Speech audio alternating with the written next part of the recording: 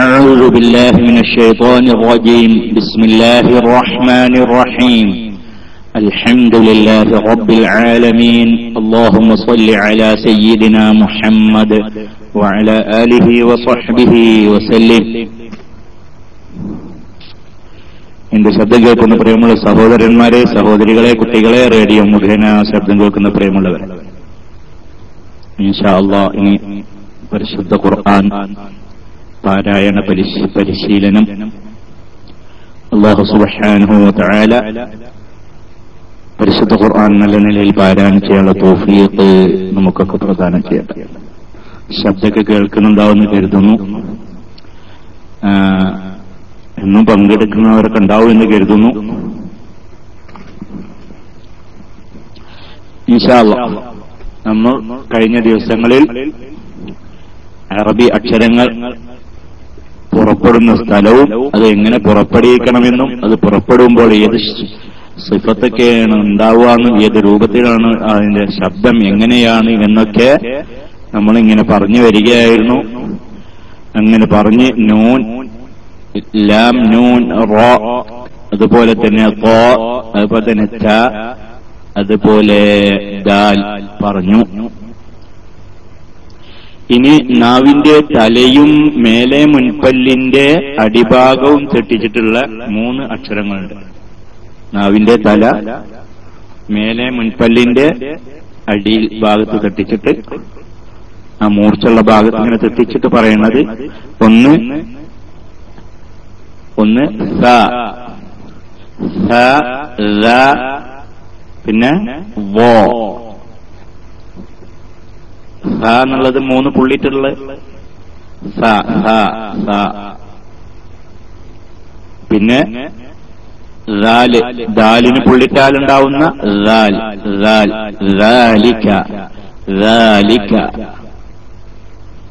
മറ്റത് സ.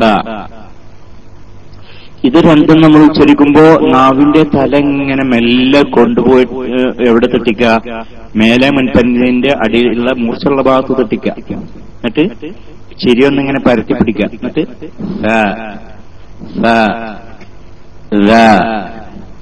ചിരി പരത്തി പിടിക്കുക എന്ന് പറഞ്ഞതിനാണ്. പരത്തിയിട്ട് അല്ലെങ്കിൽ തഫ്സീമിന്റെ ശബ്ദം വരും, ഉയർന്ന ശബ്ദം. ഏതുപോലെ സോ ലോ എന്ന് പറഞ്ഞാൽ വരും. അങ്ങനെ ആകാൻ പറ്റൂല. സ എന്ന് തന്നെയാണ്. സ. അതുപോലെ തന്നെ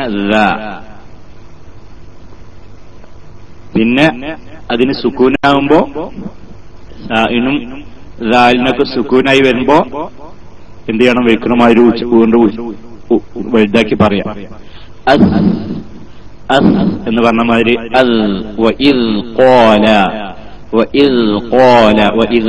എന്ന് പറയാതെ അപ്പൊ ഒന്നോട് വലുതാക്കിയിട്ട് ദാലിന് സുക്കൂനാകുമ്പോ റഹാവത്ത് കൊടുത്തിട്ട് ഒന്ന് വലുതാക്കിയിട്ട്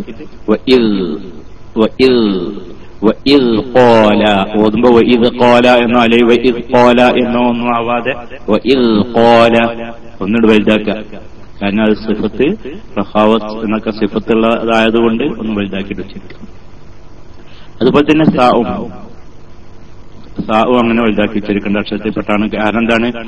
ജിദു ഖാത്തിം ബഖത്തി എന്നതിൽ ഇത് പെട്ടിട്ടില്ല, ലിൻ ഉമർ എന്നതിലും പെട്ടിട്ടില്ല. പിന്നെ ബാക്കിയുള്ള അക്ഷരത്തിൽപ്പെട്ടാണ് സാഉം ദാലും. അപ്പോ എന്ന് പറഞ്ഞ പോലെ, അതുപോലെ തന്നെ അസ് എന്ന് പറഞ്ഞ പോലെ വെച്ചിരിക്കുക. പിന്നെ ഹർക്കത്താവുമ്പോ ഫത്ഹക്കാവുമ്പോ സോ എന്നോ സോ എന്നോ പറയാതെ അങ്ങനെ ഉച്ചരിക്കുക. തഫ്ഹീമിന്റെ ശബ്ദം വരുന്നത് സൂക്ഷിക്കുക, വരാതിരിക്കാൻ ശ്രദ്ധിക്കുക. എന്ന് പറഞ്ഞ പോലെ. പിന്നുള്ളത് ഓന് പുള്ളിയിട്ടുണ്ടാകുന്ന ആ അക്ഷരമാണ്. അതാണ് നമുക്കൊന്ന് ശ്രദ്ധിക്കേണ്ടത്. നമ്മൾ സാധാരണഗതിയിൽ അത് ഉച്ചരിക്കുമ്പോ ലാലിം എന്ന ശബ്ദമാണ് വരല്. ലാലിം ഇത് അതിന്റെ ശരിക്കുള്ള ശബ്ദമല്ല. ലാലിം എന്ന് പറഞ്ഞാല് ലാ എന്നൊക്കെ പറഞ്ഞത് ഹറക്ക് എന്ന് പറയുമ്പോ രണ്ടുപേരെ ശബ്ദമായിട്ട് കേൾക്കണ മാതിരി അങ്ങനെ ആവരുത്. ശരിക്കും അതിന്റെ മഹ്റജിന്ന് ഉച്ചരിക്കുകയാണെങ്കിൽ അങ്ങനത്തെ ശബ്ദം വരൂല. ഏതാ മഖ്റജ്? നാവിന്റെ തല. ഇപ്പോ നമ്മള് സാഉം സാലൊക്കെ പറഞ്ഞ മാതിരി തന്നെ നാവിന്റെ തല ഈ മേലെ മുൻപല്ലിന്റെ അടിയിൽ നിന്ന് തട്ടിക്കുക. പക്ഷെ നമ്മൾ അവിടെ ശ്രദ്ധിക്കേണ്ടത് ഈ എന്ന് പറഞ്ഞപ്പോ നമ്മൾ തെറ്റിച്ച അവസ്ഥനേക്കാൾ ഒരു പൊടി ഒന്നുകൂടി അമർത്തുക. വോ. അപ്പോ നാവിന്റെ കടഭാഗം ഇത് തഫ്സീമിന്റെ ഇസ്തിഅലാന്റെ ഹർഫിൽപ്പെട്ടതാണല്ലോ ഈ വോ എന്നുള്ളത്. മാത്രമല്ല അതിന് ഇത്ബാഖ് എന്ന സിഫത്തുണ്ട്. അപ്പൊ എന്ന് പറയുമ്പോ നമ്മളെന്തായി ശരി പരത്തി പിടിച്ചിട്ട് പറഞ്ഞിട്ടുണ്ടെങ്കിൽ ഈ വോ പറയാൻ വേണ്ടിയിട്ട് അങ്ങനെ ശരി പരത്തി പിടിച്ച് പറയാൻ പറ്റൂല. അതൊരു ഗൗരവ മുഖത്തോടു കൂടി പറയണം. അപ്പൊ എങ്ങനെയൊക്കെ വോലിം അങ്ങനെ. അപ്പൊ അതിന്റെ തഫ്സീമിന്റെ ശബ്ദം കിട്ടി, ഉയർന്ന മുകളിലേക്ക് ഉയർന്ന ഒരു ശബ്ദം കിട്ടി. വോ മാത്രമല്ല നാവിന്റെ തല മേലെ മുൻപല്ലിന്റെ അടിയിൽ തന്നെ തെറ്റിയിട്ടുള്ളൂ, വേറൊടുത്തും തെറ്റാൻ പോയിട്ടില്ല. ഈ അമർത്തല് നാവിന്റെ തല മേലെ മുൻപല്ലിന്റെ അടിയിൽ തെറ്റിക്കണം എന്ന് പറഞ്ഞു. ഈ തെറ്റിക്കണത് കൂടുതലായിട്ടുണ്ടെങ്കിൽ അമർത്തല് കൂടുതലായ പിന്നെ എന്താ സംഭവിക്കുക? നാവിന്റെ തല ഇങ്ങനെ അമർത്തുന്നത് കൂടുതലാകുന്നതിനനുസരിച്ച് ഇങ്ങനെ പോയിട്ട് വളഞ്ഞു പോയിട്ട് നാവിന്റെ തലപ്പ് കഴിഞ്ഞ് ഈ തലപ്പ് കഴിഞ്ഞ് ബാക്കിയുള്ള ഭാഗം ഇങ്ങനെ ക്രമേണ കുറച്ചിട്ട് ഇങ്ങനെ അമർത്തുന്നതിനനുസരിച്ച് മേലെ മുൻപല്ലിന്റെ ഉള്ളിലുള്ള പരന്ന സ്ഥലത്തേക്ക് ഇങ്ങനെ പോകൽ തുടങ്ങും. അങ്ങനെ പോയാ പിന്നെയാണ് വോ എന്നുള്ള ശബ്ദം, വോ എന്ന ശബ്ദം ലാ എന്നായി മാറല്. അപ്പൊ പിന്നെ ലാ അലീം എന്നോ അല്ലെങ്കിൽ ലാലിം എന്ന് പറയുന്ന ശബ്ദം. വലഹും അദാബുൻ അദീം. അദീം അദീം വോ വി. പിന്നെ കിസ്റാവുമ്പോ എന്തുണ്ട്? ആ തഫ്സീമിന്റെ ശബ്ദം അത്ര എടുത്തു കാണിക്കൂല കിസ്റിന്റെ ശബ്ദം. അദീം അപ്പോഴും നാവ് മഖ്റജ് മാറാൻ പാടില്ല. അദീം സുബ്ഹാന റബ്ബിയൽ അദീമി വബിഹംദിഹി എന്ന് പറഞ്ഞ മാതിരി. അപ്പോ വോ എന്ന ശബ്ദത്തിലാണ് ഉച്ചരിക്കേണ്ടത്. ഇങ്ങനെ ശ്രദ്ധിച്ചിട്ട് ഉച്ചരിക്കുക എങ്ങനെ? നാവിന്റെ തല മേലെ മുൻപല്ലിന്റെ അടിയിൽ നിന്ന് തെറ്റിക്കുക. അമർത്തല് കൂടരുത്. കൂടിയാൽ നാവിന്റെ തല ഇങ്ങനെ വളഞ്ഞിട്ട് നാവിന് ഇല്ലാത്തതല്ലേ, അമർത്തുന്നതിനനുസരിച്ച് ഇങ്ങനെ വളഞ്ഞിട്ട് വേറെ മേലൊക്കെ പല്ലിന്റെ ഉൾഭാഗത്തുള്ള പരന്ന സ്ഥലത്ത് തെട്ടും. അപ്പൊ അവീമാവി മാറും. പിന്നെ അവീം അമർത്തുന്നതിനനുസരിച്ച്. അപ്പൊ അവീം അല്ലെങ്കിൽ വോലിം. വോലിം ഫത്ഹാവുമ്പോഴാവുണ്ടോ തഫ്സീമിന്റെ ശബ്ദം ശരിക്കും കേൾക്കുക, നീട്ടാനാവുമ്പോ പ്രത്യേകിച്ചു. അപ്പൊ വോലിം വോലിം. നമ്മളെ മുഖമൊക്കെ ഒരു ഗൗരവ മോഡായിട്ട് വായൊക്കെ ഒരു ഉള്ളൊക്കെ ഒരു കൂടി വീർത്തിട്ട്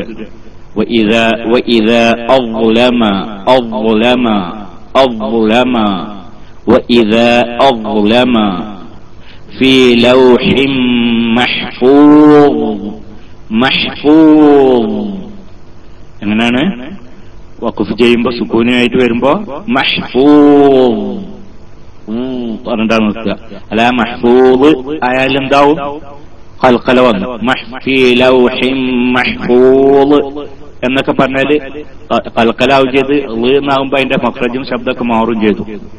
അപ്പൊ ഫീ ലൗഹിൻ മഹ്ഫൂദ്. മഹ്ഫൂദ് പറഞ്ഞിട്ടുണ്ട് വീർപ്പിച്ചിട്ടുണ്ട് വലുതാക്കിയാല് ആ സുക്കൂന്റെ ശബ്ദം കുറച്ചും വലുതാകുമ്പോ എന്തായി? അതിന് ആ റസാവത്ത് എന്ന സിഫത്തും വന്നു. അപ്പൊ ഫീ ലൗഹിൻ മഹ്ഫൂദ്. മഹ്ഫൂദ് പറഞ്ഞപ്പോ വാഴണ്ടെന്ന് പറയും. ഫീ ലൗഹിൻ മഹ്ഫൂദ്. ഇനി ശരിക്കും അതിന്റെ അപ്പൊ ശരിക്കും കറക്റ്റില് നമുക്ക് മുഖത്തോട് മുഖം നോക്കിയിട്ട് കേൾക്കാൻ നിങ്ങൾക്ക് ആഗ്രഹം ഉണ്ടെങ്കിൽ നിങ്ങൾ യൂട്യൂബില് ഐമൻ റുഷ്ദി സുവൈദി എന്ന് അടിച്ചു കൊടുക്കുക. ഐമൻ റുഷ്ദി എന്ന സൗദിയിലുള്ള തജ്വീദ് ക്ലാസ്, ഖുർആൻ ക്ലാസ് TV ചാനലിലൊക്കെ നടത്തുന്ന ആ ഷേഖിന്റെ പേര് ഐമൻ റുഷ്ദി എന്നിട്ട് അടിച്ചു കൊടുത്താലും അദ്ദേഹത്തിന്റെ കണ്ടമാനം ക്ലാസുകൾ വരും. അതില് നിങ്ങള് വാനെ കുറിച്ച് ഹുറൂഫ് വോ എന്നോ അല്ലെങ്കിൽ മഖ്റജു വോ എന്നോ എന്തെങ്കിലും അടിച്ചു കൊടുത്താൽ ഈ അക്ഷരം ഇങ്ങനെ അതിന്റെ പിന്നെ അതിനെ കുറിച്ച് പറഞ്ഞ യൂട്യൂബിൽ അതിന്റെ അദ്ദേഹത്തിന്റെ ക്ലാസ് ഉണ്ട്. അപ്പൊ മൂപ്പര് ക്യാമറ ഇങ്ങനെ മുഖത്തേക്ക് ഇങ്ങനെ പിടിച്ചിട്ട് ശരിക്കും ഇങ്ങനെ പറയുന്നതൊക്കെ കാണിച്ചു തരും. അപ്പൊ ശരിക്കും ശ്രദ്ധിച്ചാൽ ആ ശബ്ദം നമുക്ക് ശരിക്കും കേൾക്കാൻ സാധിക്കും. അപ്പോ വോലിം വോലിം വോ അത് ശരിക്ക് മനസ്സിലാക്കുക. ലാലിം എന്ന് പറയാതിരിക്കുക. അതെ, ഐമൻ റുഷ്ദി സുവൈദി അത് കേട്ടാൽ മതി. സമയം ഉണ്ടാകുമ്പോഴൊക്കെ അദ്ദേഹത്തിന്റെ ക്ലാസ് ഇങ്ങനെ ഇരുന്ന് കേൾക്കുക. യൂട്യൂബിൽ ഇഷ്ടംപോലെ പല സ്ഥലത്തും നടത്തിയ ക്ലാസ്സുകളുണ്ട്. ഇങ്ങനെ കേട്ടാല് ഓരോരോ ആ അക്ഷരങ്ങളൊക്കെ ശരിക്കും അതിന്റെ ആ ശബ്ദം എവിടുന്നൊക്കെയാണ് പുറപ്പെടുക്കണമെന്ന് നമ്മൾ ശരിക്കും പോയി ഒരു ഉസ്താദിന്റെ മുഖത്ത് നോക്കിയിട്ട് ഖുർആൻ പഠിക്കണം എന്നല്ലോ ആ എഫക്റ്റ് കിട്ടും. അപ്പോ ആ ഒരവസ്ഥ ഉണ്ടാവും. കാരണം നമുക്ക് അങ്ങോട്ട് അപ്പോൾ തന്നെ ലൈവായിട്ട് ചോദിച്ചറിയാൻ പറ്റൂല എന്നല്ലേ ഉള്ളൂ. അതേസമയത്ത് നമ്മൾ ശരിക്കും മുഖത്തോടും മുഖം നോക്കണമാര് നമുക്ക് ഉണ്ടാകാം, അത് കേട്ട് പഠിക്കാം. അതിന് ശ്രമിച്ചാല് നല്ല ഫലം ഉണ്ടാവും. അതിന് നിങ്ങൾ ശ്രമിച്ചാൽ മതി. ഐമൻ ഐമൻ എന്നുള്ളത് ഐമൻ അങ്ങനല്ല എഴുതുണ്ട്, ഐ എന്നിടലാവുണ്ട് അല്ലെ, ഐ എന്നാണ് ഇടുക. ഐമൻ അങ്ങനെയുണ്ട്. വൈ എന്നിടേണ്ട ആവശ്യമില്ല, ഐമൻ ഇട്ടാണ് വരിക. അല്ലെങ്കിൽ അറബിയിലും തോട്ടക്കാട് അടിച്ചമാതിനാണ്ട് അടിച്ചു കൊടുത്താൽ മതി, ഐമൻ അടിച്ചു കൊടുത്താൽ മതി. അതിന് നിങ്ങൾ ശ്രമിച്ചാൽ മതി. അതിന് സമയം കിട്ടുമ്പോ ഇപ്പൊ ഇതിലൊക്കെ എന്ന് പറഞ്ഞാല് നിശ്ചിത സമയത്തൊക്കെ വന്നിട്ട് നമ്മൾ മുഖത്തോട് ഇങ്ങനെ പറഞ്ഞു കേൾക്കണല്ലേ ഉള്ളൂ. അതേ സമയത്ത് നിങ്ങളൊക്കെ ഒഴിവ് കിട്ടുന്ന സമയത്തൊക്കെ എന്ത് ചെയ്യുക, ഈ ക്ലാസ് ഇങ്ങനെ അദ്ദേഹത്തിന്റെ ക്ലാസ് ഇങ്ങനെ കേട്ടിട്ട്, അപ്പൊ യൂട്യൂബിലൊക്കെ ശരിക്കും വീഡിയോ പ്രകാരമല്ല കാണുന്നത്, അത് കേട്ടാല് ശരിക്കും പടിയോ നല്ല ഉഷാറിൽ. പിന്നെ കുറെ തിരിയണ നമുക്കൊക്കെ മനസ്സിലാകണ അറബിയിലാണ് ഉച്ചരിക്കും ചെയ്യാം. ഈ ഒരു പരിധിവരെ അറബി ഭാഷ അറിഞ്ഞില്ലെങ്കിലും ആ അക്ഷരം ഉച്ചരിക്കുന്ന ശബ്ദം നമുക്ക് കേട്ടാൽ അറിയാലോ. അതിനിപ്പോ ഒരു ഭാഷ പറയേണ്ട ആവശ്യമില്ലല്ലോ. അപ്പോ അതിനെ ശ്രമിക്കുക. അപ്പോ വോലിം വോലിം അതിന്റെ പ്രത്യേക ആ മഖ്റജിൽ തന്നെ ആവുക. നാവിന്റെ തല മേലെ മുൻപല്ലിന്റെ അടിയിൽ തെറ്റിക്കുമ്പോ വേറെ എവിടേക്കും തെറ്റാത്തൊരവസ്ഥ ഉണ്ടാവുക. വോ എന്ന് നമ്മൾ പറയുമ്പോ ഒരു മുഖം ഗൗരവം മുകളിലാവുമ്പോ വോ എന്ന് പറയുമ്പോ നാവിന്റെ തല ഇങ്ങനെ മേലെ മുൻപല്ലിന്റെ അടിയിൽ തെട്ടും. വേറെ എവിടെയും അല്ലാതാണ്ട് ടച്ച് ചെയ്യാത്തൊരവസ്ഥയിലേക്കാണ് പിന്നെ നാവുണ്ടാവും. പിന്നെ ഈ തഫ്സീമാക്കാൻ വേണ്ടിയിട്ട് അങ്ങനെ വോ എന്ന് പറയുമ്പോൾ നാവിന്റെ കടഭാഗം ഉയരും. അത് ഏതൊരു അക്ഷരവും ഇസ്തിഅലാഇന്റെ ഹർഫുകൾ ഉച്ചരിക്കുമ്പോ അങ്ങനെ ഉണ്ടാവും. അപ്പോൾ ആ തഫ്സീമിന്റെ ശബ്ദം വരാം. ഇപ്പൊ വോലിം, അതുപോലെ തന്നെ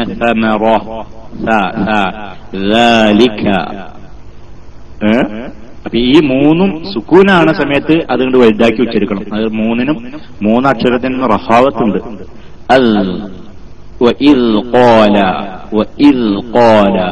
അപ്പൊ ഇനി ഖുർആനിൽ ഒരുപാട് സ്ഥലത്ത് എന്ത് കാണും, എന്ന് കാണും. അപ്പൊ നമ്മൾ എന്ത് ചെയ്യാൻ പാടില്ല, ഇത് കോല എന്ന് പറയാൻ പാടില്ല. ഇത് കോല എന്ന് പറഞ്ഞ എന്തായി, അതിന് കൽക്കല വന്നു. കൽക്കലത്ത് എന്ന് പറഞ്ഞ സിഫത്ത് ദാലിനില്ല. അപ്പൊ അതില്ലാത്തൊരു സംഗതി കൊടുത്ത് ഉച്ചരിക്കരുത്, അതല്ല നമ്മളെ കടമ. അപ്പൊ പിന്നെ റഫാവത്ത് എന്ന് പറഞ്ഞ സിഫത്ത് അതിനുണ്ടേനും. അപ്പൊ അതിനൊന്നൊരു വലുതാക്കിയിട്ട് കോല എന്ന് പറയാം. എങ്ങനെ പറയാതിരിക്കാം, കോല എന്ന് പെട്ടെന്ന് ആവാതിരിക്കാം. പെട്ടെന്നായാലും സംഗതി ഒന്നും തെറ്റൊന്നും വരൂല, അർത്ഥത്തിനൊന്നും വ്യത്യാസം വരൂല. പിന്നെന്താണ്, തജ്വീദ് നിയമപ്രകാരമുള്ള ഓത്താവൂല. അങ്ങനെയാണല്ലോ വേണ്ടത്. അപ്പൊ കോല അങ്ങനെ. പിന്നെ ഈ വായിന് സുക്കൂനായി വരുമ്പോ പ്രത്യേകിച്ച് വഖഫ് ചെയ്യുന്ന സമയത്ത് അതിന്റെ ആ പ്രത്യേക ഒരു അവസ്ഥ നമ്മൾ പ്രത്യേകം മനസ്സിലാക്കിയിട്ട് ഫീ ലൗഹിൻ മഹ്ഫൂദ് ആ വഖഫ് എന്ന് പറഞ്ഞിട്ട് വഖഫ് ചെയ്യുമ്പോ അതിന്റെ ആ തഫ്ഖീം വേണം, ഇത്ബാഖ് വേണം, മാത്രമല്ല റഹാവത്ത് എന്ന സിഫത്തും വേണം. അപ്പോൾ വലുതാക്കിയിട്ട് വായക്കണ് നിറഞ്ഞിട്ട് ആ ശബ്ദം ഇങ്ങനെ മേലെ കുയ്യണോ, വായയിൽ ഇങ്ങനെ കിടന്നുണ്ട് മുഴങ്ങുന്ന ഒരു ശബ്ദമല്ല ഇപ്പൊ ഉണ്ടാകുക. ഫീ ലൗഹിൻ മഹ്ഫൂദ് അങ്ങനെ എന്ന് പറയുമ്പോ അതിനൊന്നുകൂടി വലുതായി അങ്ങനെ. പിന്നെ ഫത്ഹക്കാവുമ്പോ വാലിം, ഒരു ലാലിം എന്ന് പറഞ്ഞാൽ എന്തായി, ലാലിം എന്ന് പറഞ്ഞാൽ മഖ്റജി എന്നുള്ളതാവൂല. പിന്നെ സിഫത്തൊന്നും വന്നില്ല, തഫ്സീമായില്ല. അപ്പൊ വോലിം എന്ന് പറയുമ്പോ അതിന്റെ തഫ്സീം വന്നു. തഫ്സീമാക്കണേക്കാൾ ഇത്ബാഖ് എന്നുള്ള സിഫത്ത് ഉണ്ടാകുമ്പോ മറ്റേനേക്കാൾ കുറച്ചിപ്പോ അല്ലെ ഖാലിദ് എന്ന് പറഞ്ഞതിനേക്കാൾ സ്ട്രോങ് ആണ് ഏത്, സ്വാദും ബോധും ത്വാഉം വാഉം. ഈ നാലക്ഷരത്തിനും ഇത്ബാഖ് എന്ന സിഫത്തും കൂടിയുണ്ട്. അപ്പോ മറ്റ് അക്ഷരത്തിനേക്കാൾ ഈ ഇസ്തിഅലാഇന്റെ ഹർഫിൽപ്പെട്ട മറ്റ് ഹർഫുകളേക്കാൾ കുറച്ച് സ്ട്രോങ് ഇതിനുണ്ട്. അപ്പൊ അത് ഉച്ചരിക്കുമ്പോ നമ്മളെ ശബ്ദത്തിൽ നിന്ന് ഉണ്ടാവണം. അപ്പൊ അങ്ങനെ പിന്നുള്ളത് ഇപ്പൊ നാവിന്റെ തല മേലെ മുൻപല്ലിന്റെ അടിയിൽ തെറ്റിച്ചത് നമ്മൾ പറഞ്ഞു. ഇനി നാവിന്റെ തല താഴത്തെ മുൻപല്ലിന്റെ ഉൾഭാഗത്ത് പരന്ന സ്ഥലത്ത് തെറ്റിച്ചിട്ടുള്ള അക്ഷരങ്ങളാണ് ഇനി പറയാൻ പോകുന്നത്.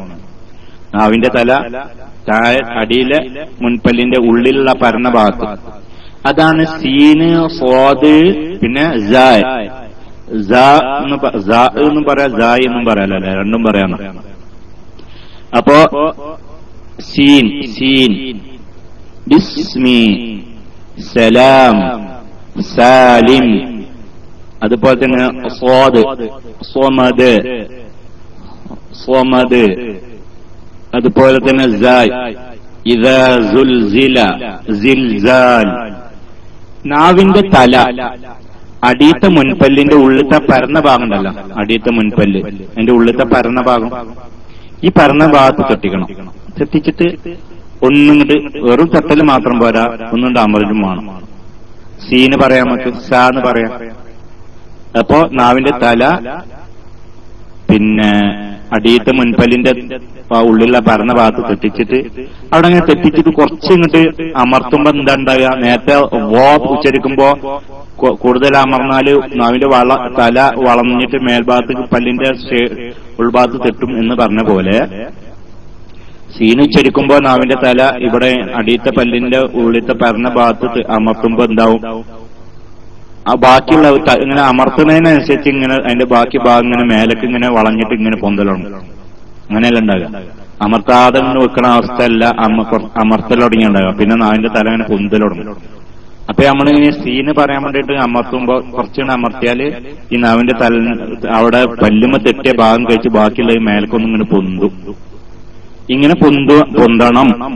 പൊന്തിട്ട് പൊന്തും ചെയ്യുക. മേലത്തെ മുൻപല്ല് ഇങ്ങോട്ട് അടിയത്തെ പല്ലിനോട് ഇങ്ങനെ അടുത്തിങ്ങോട്ട് വരും ചെയ്യുക. അങ്ങനെ വന്നാൽ പിന്നെ എന്തേ കാരണം നാവിന്റെ തല നമ്മൾ അടിയത്തെ മുൻപല്ലിന്റെ ഉള്ളിൽ തെട്ടിച്ചിട്ട് ഒന്ന് അമർത്തിയപ്പോ നാവിന്റെ തല കഴിച്ച് ബാക്കിയുള്ള കുറച്ച് മേലേക്ക് പൊന്തി നിന്നു.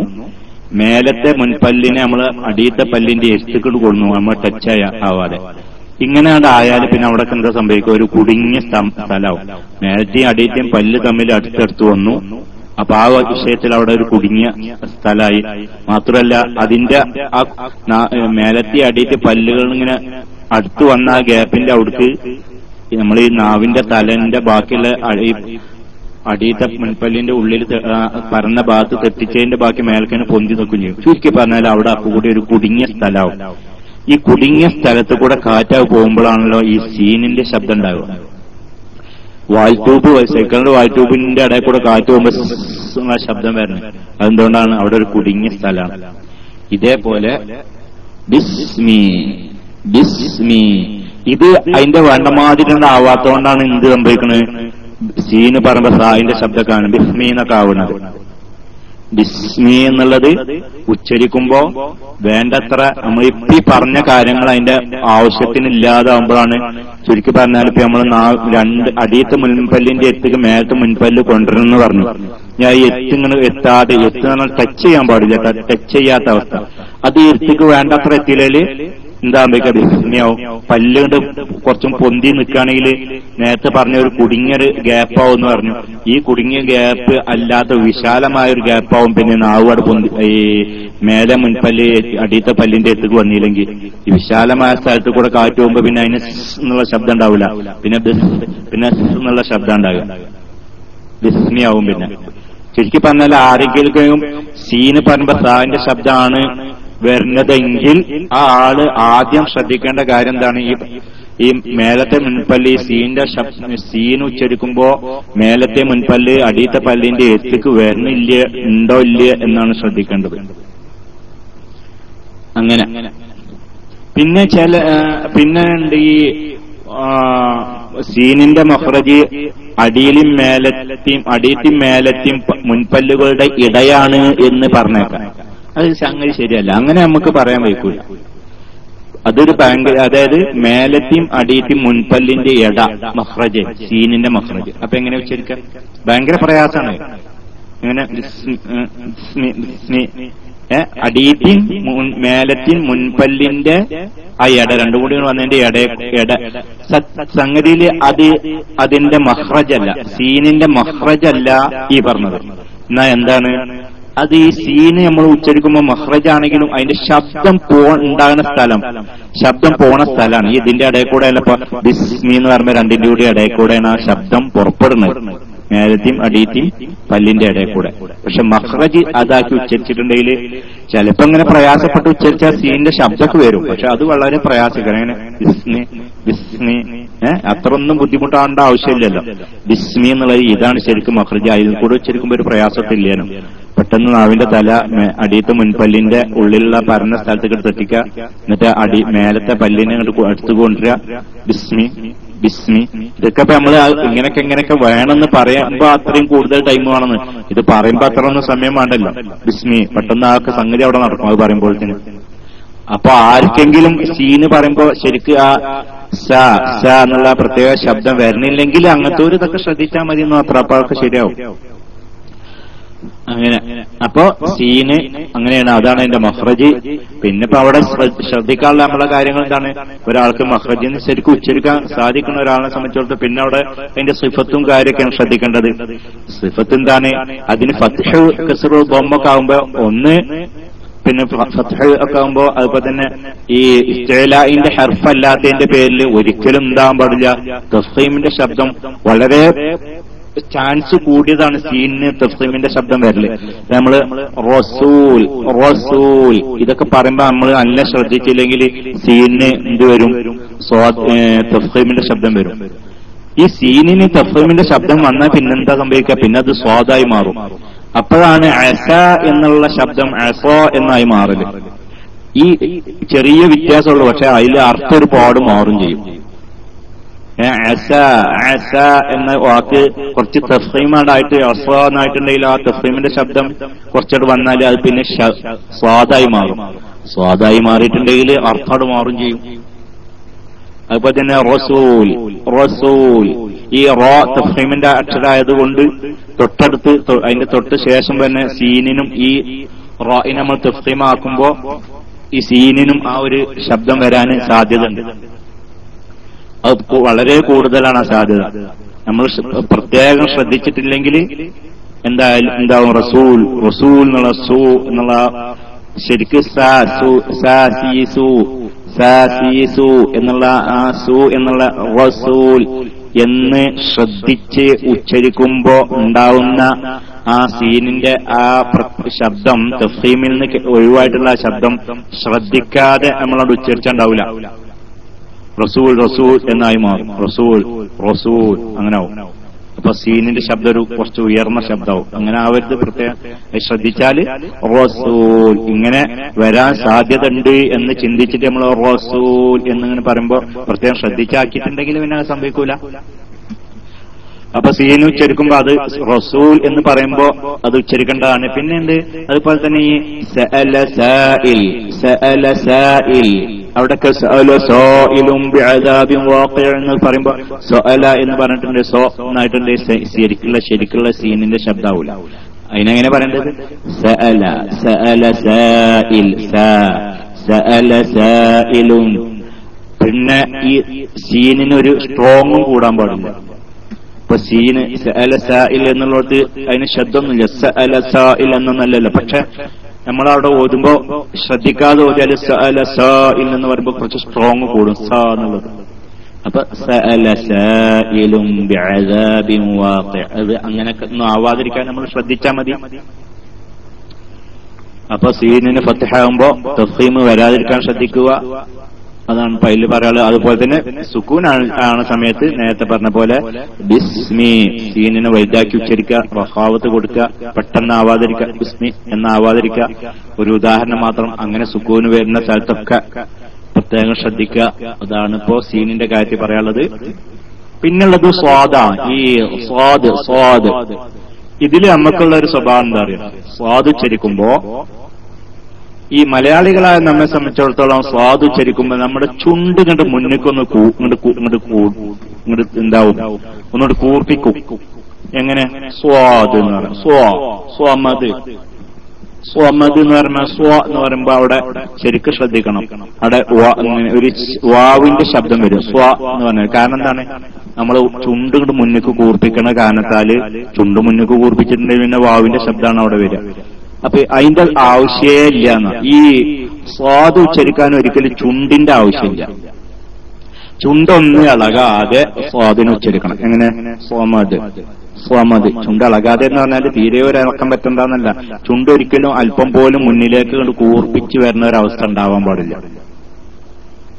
മനസ്സിലായില്ല? അപ്പൊ സ്വമദ് സ്വ ചുണ്ട് കൂർപ്പിക്കാതെ തന്നെ കറക്റ്റായിട്ട് ആ സ്വാദിന്റെ ശബ്ദം കേൾക്കും. ചുണ്ട് ഉപയോഗിക്കേണ്ട ആവശ്യമില്ല സ്വാദ് ഉച്ചരിക്കാൻ. അതിനൊന്നും ആവശ്യമില്ല. അപ്പൊ ഈ സ്വാദ് ഉച്ചരിക്കുമ്പോ നമ്മൾക്ക് എന്ത് സംഭവിക്കുന്നുണ്ട്? ചുണ്ട് കണ്ട് മുന്നിലേക്ക് കൂർക്കുക. നമ്മൾ എന്തിനാണ് അങ്ങനെ ചെയ്യുന്നത്? ആ സ്വാദിന്റെ ആ പ്രത്യേക ശബ്ദം ഒന്നും നല്ല ഉഷാറായിട്ട് വന്നോട്ടെ എന്ന് കരുതിയിട്ടാണ് നമ്മളത് ചെയ്യുന്നത്. പക്ഷെ ചെയ്യാൻ പാടില്ല. ചുണ്ട് മുന്നിലേക്ക് കൂർക്കണ അവസ്ഥ ഉണ്ടായത്. പ്രത്യേകിച്ച് പരീക്ഷക്കൊക്കെ പോയിട്ടുണ്ടെങ്കിൽ നമ്മൾ ഓതി കൊടുക്കുമ്പോ ഇവരൊക്കെ നമ്മളെ ശ്രദ്ധിക്കുന്ന ആളുകൾ എന്താവും? പരീക്ഷ നടത്തുന്നവര് ഇങ്ങനത്തെ സ്വാദൊക്കെ വരുമ്പോ ചുണ്ട് മുന്നിലേക്ക് കൂർപ്പിക്കണുണ്ടോ എന്നൊക്കെ ശ്രദ്ധിക്കൂല. അങ്ങനെ ഉണ്ടെങ്കിൽ ഇവൻ ഇതിനെക്കുറിച്ച് മനസ്സിലാക്കിയിട്ടില്ല എന്നാണ് അതിന്റെ അർത്ഥം. അവൻ ആ ശബ്ദം ഇങ്ങനെ പഠിച്ചെന്നല്ലാതെ അവിടെ ശ്രദ്ധിക്കേണ്ട കാര്യം ശ്രദ്ധിച്ചിട്ടില്ല എന്ന് പോലും മനസ്സിലാക്കും. അപ്പോ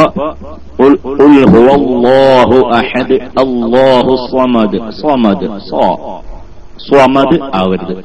സ്വമദ് രണ്ടുകൂടെയുള്ള വ്യത്യാസം മനസ്സിലായില്ല. സ്വമദ് ചുണ്ട് ഒരിക്കലും നമുക്കിങ്ങനെ നമ്മള് ചുണ്ടുമൊക്കെ നമ്മളിങ്ങനെ നോക്കി ചുണ്ട് നമുക്ക് ഇങ്ങനെ കാണാലോ. നമ്മളിങ്ങനെ വർത്താനം പറയുമ്പോ ഇങ്ങനെ കണ്ണ് താത്തി പിടിച്ചാൽ ചുണ്ട് ഇങ്ങനെ അങ്ങോട്ട് പോകണം അങ്ങനെ സംഭവിക്കുമല്ലോ.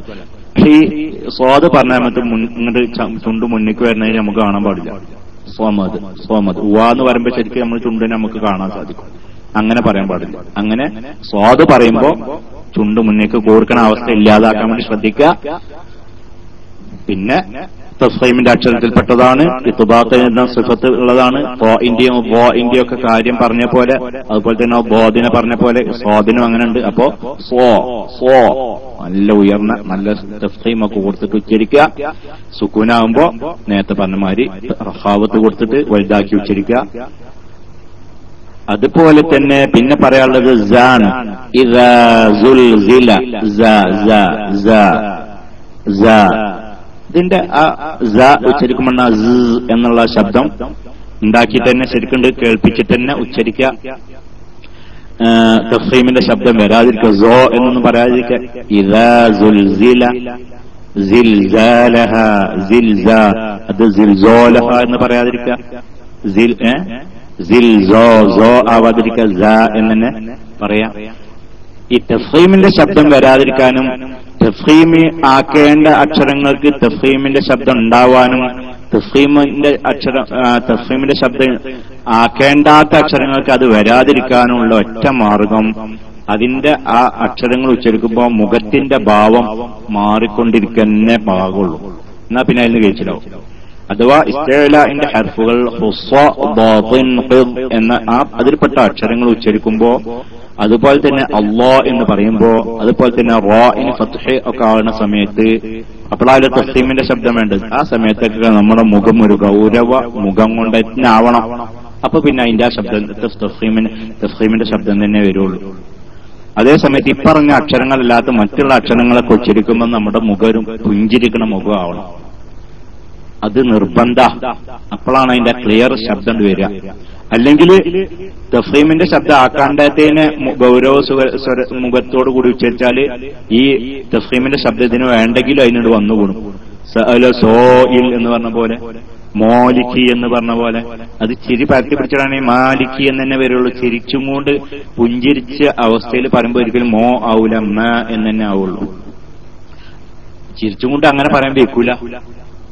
അതുകൊണ്ട് തന്നെ അപ്പോ ഇങ്ങനെയുള്ള കാര്യങ്ങളൊക്കെ എന്ന് പറയുമ്പോ അക്ഷരം ഉച്ചരിക്കുമ്പോ പ്രത്യേകിച്ച് ആ സാന്റെ ആ പ്രത്യേക ശബ്ദം എന്നുള്ള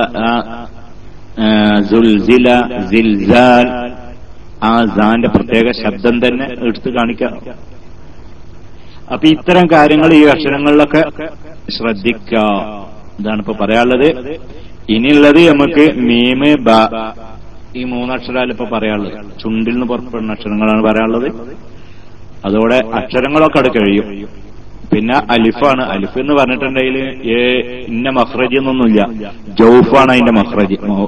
ജൗഫ് അത് ഒരു തല മുതൽ ഈ അങ്ങേ തല അങ്ങേ തല മുതൽ ഇങ്ങേ തല വരും ജൗഫിൽ പെടുന്നു. അതാണ് മാ എന്ന് പറയുമ്പോ ആ മാ എന്ന് കഴിഞ്ഞാൽ പിന്നെ ആ നീട്ടലിന്റെ മഖ്റജ് എവിടെയെന്ന് നമുക്ക് പറയാൻ പറ്റുമോ? ഇല്ലല്ലോ.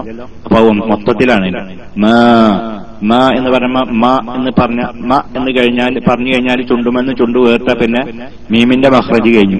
പിന്നെ അതിനെങ്ങനെ നീട്ടലാണ്. അപ്പൊ മാ എന്ന് പറയുമ്പോ ആ നീട്ടണ ശബ്ദം എവിടുന്ന പുറപ്പെടുന്നത് നമുക്ക് മനസ്സിലാക്കാൻ സാധിക്കൂല. അത് ഉള്ളുന്ന് മൊത്തത്തിലാ.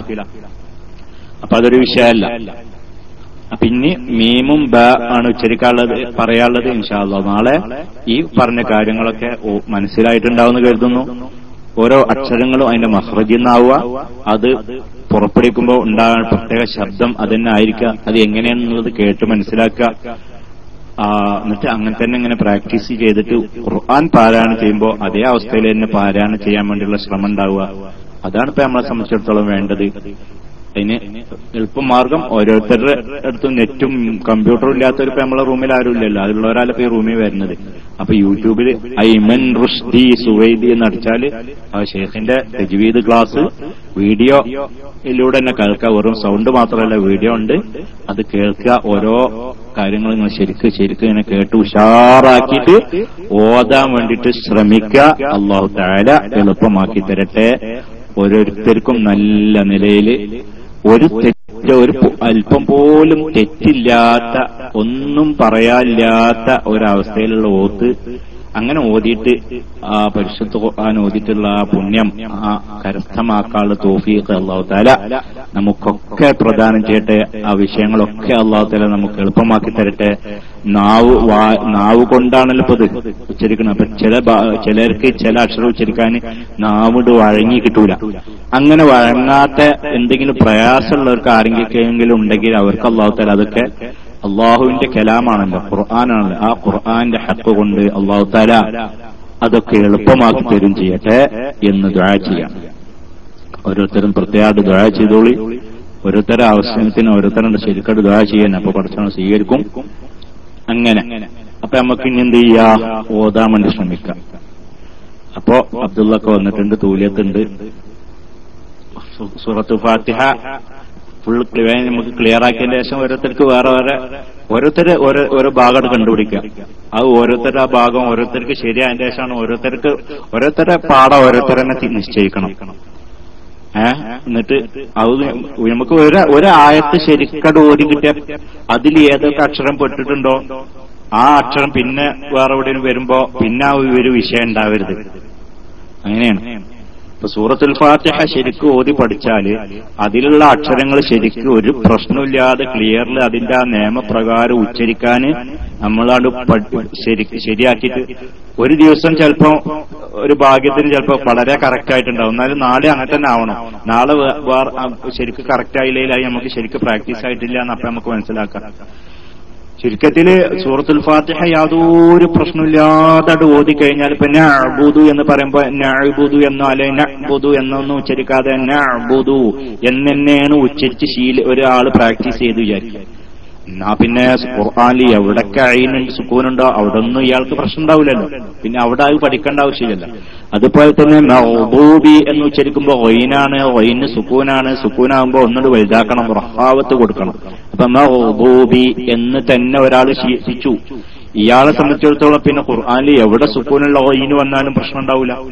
അതേ സമയത്ത് ഒരാൾ മഗ്ദൂബി എന്നോ മഗ്ദൂബി എന്നോ ആണ് ഓതുന്ന് വിചാരിക്കാം. ഇയാൾക്ക് എവിടെ ചെന്നാലും എവിടെ ഗൈന് സുക്കൂനാണ് ഉണ്ടായാലും ആ പ്രശ്നം ഉണ്ടാവുമല്ലോ.